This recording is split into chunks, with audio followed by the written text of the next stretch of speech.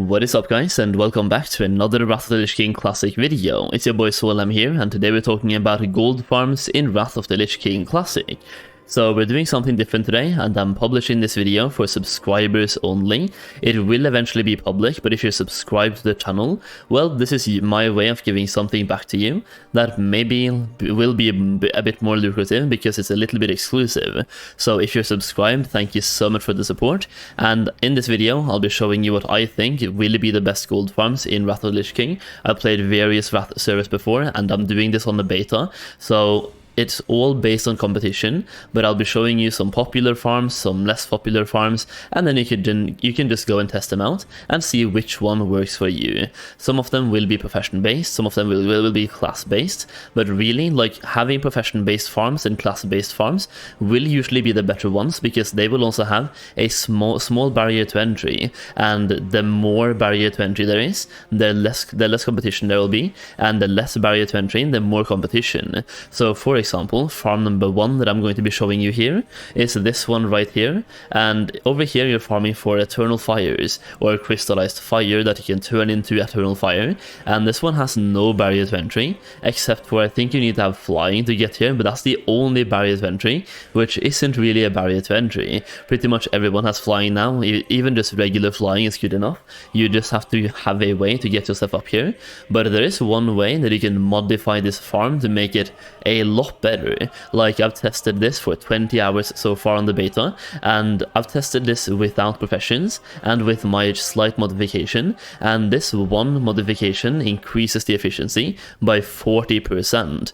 Keep in mind this is in an uncontested environment, so if anyone else with professions is farming with you, it will be slightly less effective, but if you have the farm completely to yourself, doing this one thing will increase the efficiency by 40%. So obviously you're killing fire elementals over here, you're hunting for eternal fires, so fire elementals, but the one modification I've been doing is going here with engineering. So as you can see right here, there's a cinder cloud. If you have engineering and you have one item from TBC Classic called a moat extractor, this is something that a lot of Wrath babies don't know about because you have to do a quest in Sangramarsh to get the recipe to craft this item. So not everyone with engineering even knows this exists, and when you see a cloud like this one, you just use that item, you suck the elementals out of the cloud, and you get elementals. So for example right here you will find cinder clouds giving you eternal fires, so you can get like 5 moats or 5 eternals or crystallized,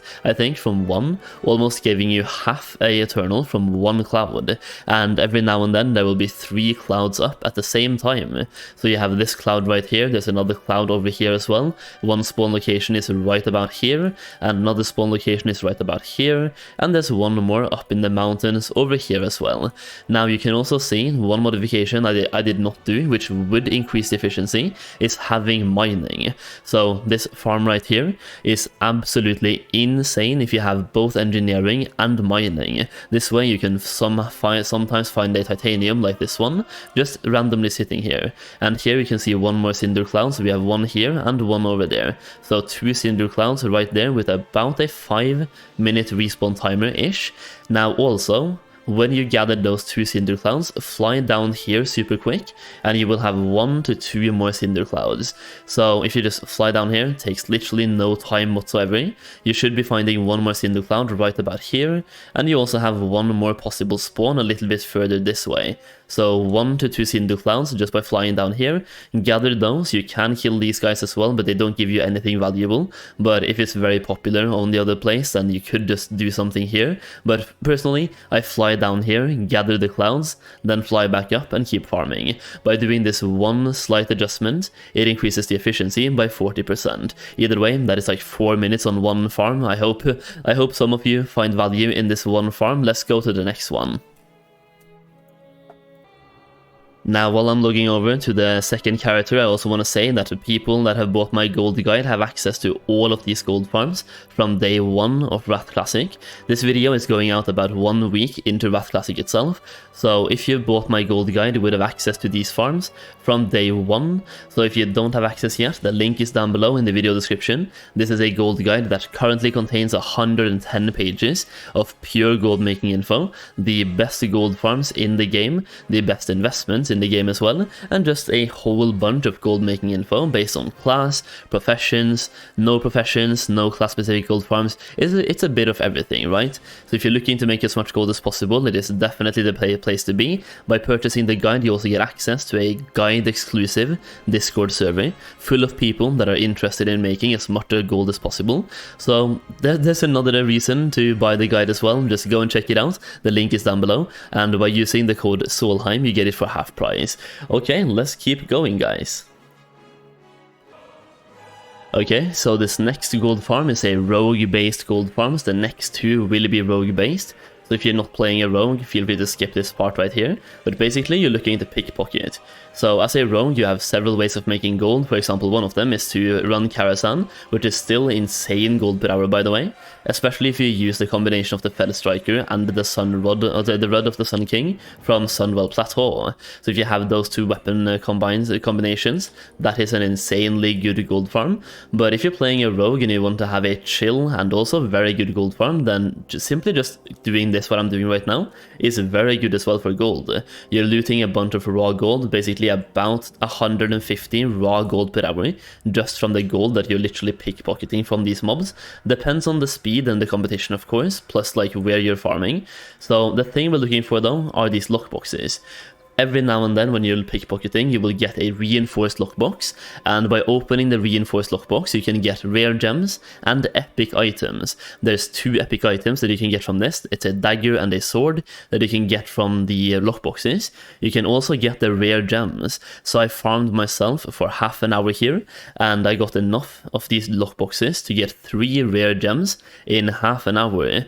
We don't know the current value of these rare gems, will depend a lot on supply versus demand in Wrath itself, but if I get 3 of them per half an hour, I could have been very lucky in that half hour. But basically it's a very good way of making gold, getting 150 raw gold from just looting, and then you get lockboxes on top that can give you epics and rare gems as well. So the location right here is located in the Avalanche in Sholazar Basin. Avalanche all the way up here, you have a bunch of mobs, you just run around, pickpocket, just to be as fast as possible, use sprint, use shadow step, and use evasion if you ever get caught out of stealth. I do also have another backup location, because this one right here will be very popular, unless it gets nerfed at some point. There's just way too many mobs available, so this one will be crowded. If you're looking for one that is a little bit less crowded, then the next one is for you.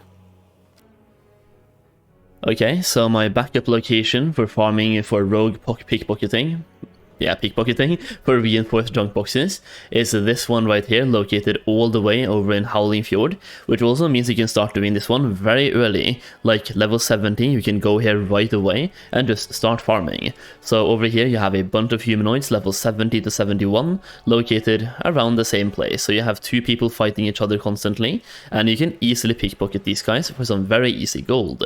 So all you have to do is just stand here, go stealth, pickpocket these guys like they're fighting each other, so they're already like, they're busy fighting each other. All you have to do is pickpocket. So basically what I'm doing here is I just go up to this guy, pickpocket this guy super quick, go to the next one, pickpocket this one as well super quick, and pickpocket all the mobs around this village, then start going up to the next place as well, all the way up here. You pickpocket over there as well, and you just find a lap that works for you, but just basically running laps around Scorn Village, pickpocketing 24/7. Really easy farm, bunch of humanoids available, not as many as in the Sholazar Basin farm, but still a lot of humanoids. Now, while we're talking about the best gold farms in Wrath of the Lich King Classic, we can't really forget about this one, so I'm just going to go through it super quick, because this one is really popular, known by almost everyone, and it's known for a good reason. So farming for Eternal Lives in Wintergrasp, all the way at this location right here, you can farm for a bunch of Eternal Lives by pulling these lashers, so you have tons of lashers all around the place. Now, this one will be popular, as I just said, but if you reach level 70 really, if you reach level 80, or even 77 or 78, super quickly, you can go and farm here and make a hefty amount of gold per hour. Or if you're one of the few people able to farm at like really non-lucrative times of the day, so if you wake up at 3, 4, 5 a.m. and you can farm super early with low competition, or you're playing on a low pop server, this farm could be great for you. So either way, really good farm, really good location, good to know about. Another good thing about Wintergrasp is that right next to this farm all the way down here, you also have a crystallized shadow farm for Eternal Shadow right down here as well. And while they are probably going to be the least lucrative Eternals out there, you can actually use a alchemy transmute to transmute Eternal Shadow to Eternal Life. So in my opinion, Eternal Shadow is really slept on, and I think a lot of people don't know the real value of Eternal Shadow, considering you can turn it into Eternal Lives on a daily cooldown. So these guys really worth farming, and they're really close, so if this one is popular, you can just go down here and check this one out as well. Now, one bad thing is that both these shadows, the lives and the fires which we just talked about, are all part of a weekly quest, which will make it really competitive. Either way, still good to know about.